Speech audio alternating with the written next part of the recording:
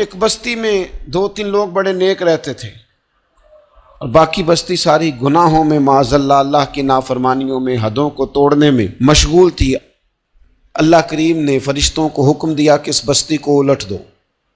फरिश्तों ने अर्ज़ की, मालिक वहाँ तेरे 2-3 नेक बंदे भी तो रहते हैं। तो रब करीम ने फरमाया, सबसे पहले इन्हें तबाह करना। मालिक नेकों को, परहेजगारों को। और मैं ये किस तरह के परहेजगार हैं, खुद तो नमाजें पढ़ते रहे और मेरी नाफरमानी देख के कभी इनके माथे पर शिकन तक नहीं आया, कभी इनकी तबीयत पर बोझ नहीं बना कि लोग दीन की हदें तोड़ रहे हैं, मैं कम से कम जुबान से ही कह दूं।